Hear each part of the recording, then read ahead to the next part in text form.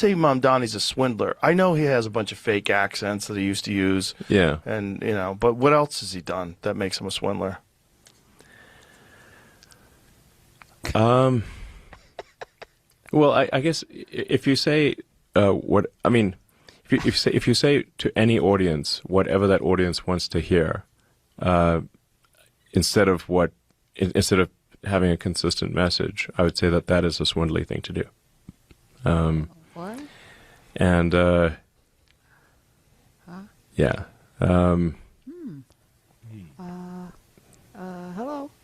Hello, Musk. Yeah. Hello. We're ready. We're prepared. Do not give in to fear. We are fearless. This is not the time to be afraid. This is a time to stand up and fight back and to resist any temptation for them to divide us. We're in this together. The rule of law is on our side. We will not give in, not give up. We will not capitulate. We will not bow. We will not bend.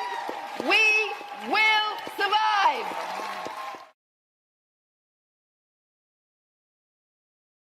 Zoran Mamdani. So I want to talk to you about a bunch of things, and I also want to engage folk out there. I want to get y'all's opinion on this.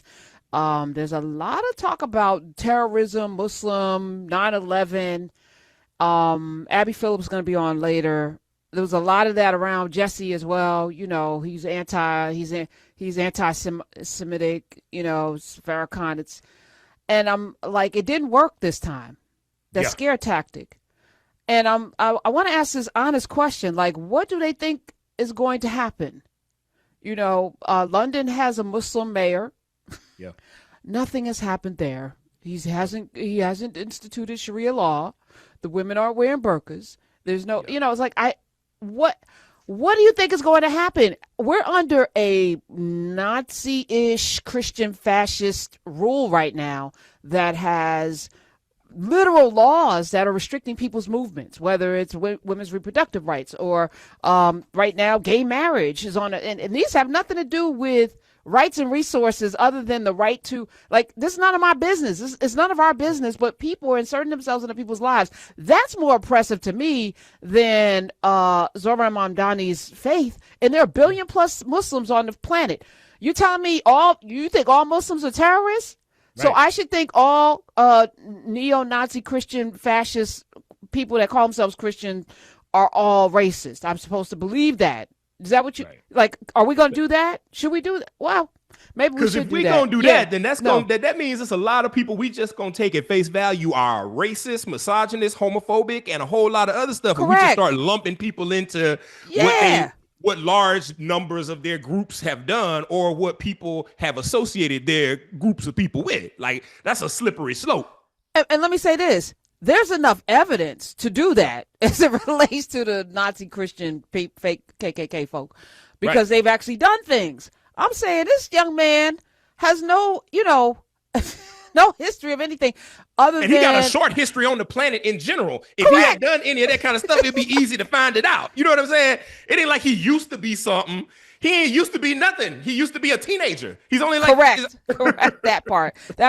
But, it's a tactic that has been used for decades. And so I'm just trying to get to the root of it so that we can pull that weed up and discard it so that it doesn't come back. And spray it with some vinegar, by the way. Thank you for the advice. That does work. And I want to get to that because we can't build if we are constantly being kneecapped or, tripped up by the commentary around people. It's completely made up. It's a lie. And, because there's a shred of like 9/11 happened. Yes, there were 19 people from Saudi Arabia who we still have a relationship with, who also allegedly might have been responsible for chopping up a damn journalist, but never was held accountable. We still have a relationship with them. Like, make it make sense. We're in bed with them right now. Yeah. And 19 of their folk flew planes into the United States of America. And we were in bed with Osama bin Laden. And we went to Iraq, since Dick Cheney just passed, we went to Iraq claiming that they had nuclear weapons and yellow cake uranium. That was a lie. Dug their sovereign leader up out of a hole and hanged him, killed his sons. I'm just saying, as a nation, These a are things nation. that were done in the name of democracy. And y'all want to like use these wedge items, whether it's welfare or this Muslim terrorist thing, to scare people either into not voting or voting against their own common humanity and interests. We need to stop that and at least call it out every time it happens. And even if we can't stop people from doing it, we need to stop people from falling for it. We need to educate younger people, which I think I applaud younger folks for not, falling for the okie doke as it relates to some of the scare tactics and some of the terror rhetoric that was happening. Like I saw New Yorkistan was trending on X earlier today. I mean,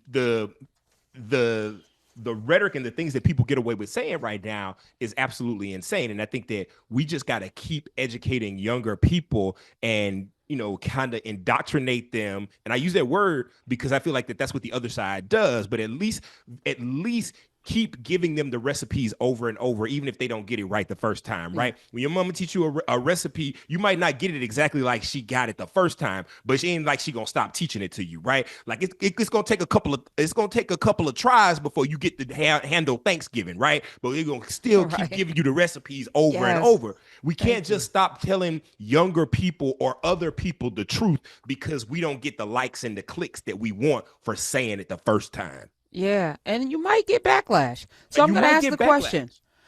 For those of you who are afraid that Zohran Mamdani is going to turn New York into what exactly? I don't even know what's the fear? What are you afraid of? What are you afraid of? And what do you really believe? Because when questioned, people have a hard time, so Joe Rogan of all people. And I had an interesting clip about the power of Joe Rogan, Smith. I don't know if I removed it from the 70 plus clips that we had, but there was somebody that was telling us about why Joe Rogan was so popular. But okay, let me see, who was it? Anyway, I can't remember now in real time.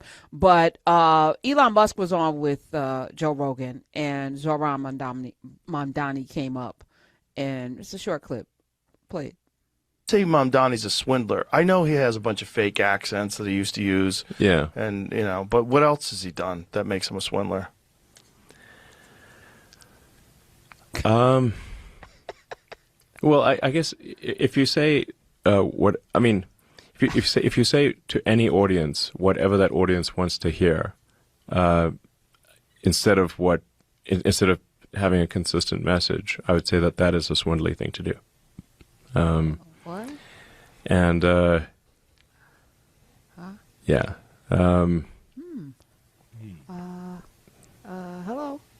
Hello, Musk. Yeah. Hello.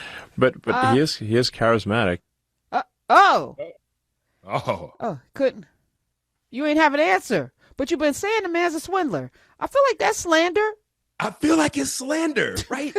the only problem with Musk slander is the fact that he could fight it. You can sue him, but he just wait you out. He ain't gonna pay. Yeah. Right? Correct. Yeah. Whether you're He's a got enough government money. or organization or individual, he just was like, I'm not gonna pay it. You know what I mean? But it does sound a lot like you say something that crazy about somebody, that damning and damaging with your level of celebrity on that type of platform, and you can't back it up with anything. He said, Well, and Rogan tried to help him out. He had many different accents. What? Like you clearly don't understand the story arc of an immigrant who has to go into different places. I think he's started his life in Uganda and then moved to like he's moved around the world and and ended up in different places. It's like a military brat or somebody that has, you're going to fit in at different places. Like you said, he's 30 something, like 33. He's not old. He's not seasoned. If he had swindled somebody like that, it would have been like last week. Or like a year ago, right? But swindle, you think somebody gave him money, like he beat somebody out of some money. No, he's figuring out his voice in different places, maybe appealing, having a rap like vernacular here. He might go booyaka someplace else when he's with the Jamaicans. I don't know what he's doing, but that's not swindling. That's code switching. At code the switching. At the worst, it's code Right. switching, right? Yes. Like, look, there's a video of me on BET at 16, and my Mississippi Southern accent is so thick, you need closed captions to actually make it out. Subtitles. We need You to need have subtitles. You we need closed captions. But now I was 16 and now I'm not. You know what I mean? Like, I spent the last 10 years in Manhattan, and before that in Shanghai, and then I was in Hong Kong, and then I was in Atlanta, whatever. You know what I'm saying? Accent, that's the best you got for an immigrant? Okay. Yeah. Okay. Yeah. So I'm gonna try to be ever vigilant, but I'm also gonna deputize everybody listening. Let's start like really being very mindful about snatching these things up in real time, calling it out, not sharing it. Like, we have to be extra vigilant, not sharing the rhetoric. Even as a joke, not sharing. Yeah. Let's not do it. I know sometimes we think we use humor and laughter as a survival tactic and it's in the times that we live in, especially online. And sometimes that joke, everybody doesn't get it. Everybody doesn't get it, you know? Right. Correct. All right. So I'm glad no one's called up who's wants to tell us why Zohran Mamdani is going to ruin New York City. And let me just say, if he ruins New York City, it's all of the citizens in New York City's fault. Because here's the thing. In order for him to pass any of the things that he wants to pass, the assembly has to also be in line, which means that we the people, have to put pressure on the assembly. When he's pushing some certain things, they make the law, just like our three branches of government federally. There's the Senate and the House of Representatives make up Congress. They make the laws. It's the same construct in New York City, where the mayor is basically the president of the city, and then you have your state legislatures that they make the laws and they pass the laws. So if you are concerned about the free bus situation, you want that to happen, and you want there to be a reform of the criminal justice system and education, all the things he promised, and we should keep a tally of the things that he promised. Yeah. But if you want him to get it done, you're going to have to also make him get it done by not just, I voted. It's not good enough. Now it's time to put the pressure on, and also pressure all of the other levers of power that have to be in alignment. The other thing that I think, again, voting is just one little step, is that we also have to be mindful. I use this analogy because I heard it somewhere. No one gets on an airplane hoping that the pilot crashes. Right. Because you're on that plane. Yeah. You live in that city. There's going to be a lot of outside people who don't live in New York who are going to have a lot to say and try to make your plane crash. Yep. You got to pray for your pilot. You got to make sure your pilot is hydrated, not high, all of the things. Right. Because you are living in the plane of New York City. Okay. Yeah. And you need that thing to fly and land properly, especially in light of what's going on right now with our air traffic controllers and the shutdown of airports and all kinds of things that are happening right now, because this leadership that we have federally, they're horrible. And that's what it looks like, right? They don't care about people. I think Zohran Mamdani actually cares about people, but we're going to find out. We're going to find out. And here's what I also know, Drew, because he's a politician now.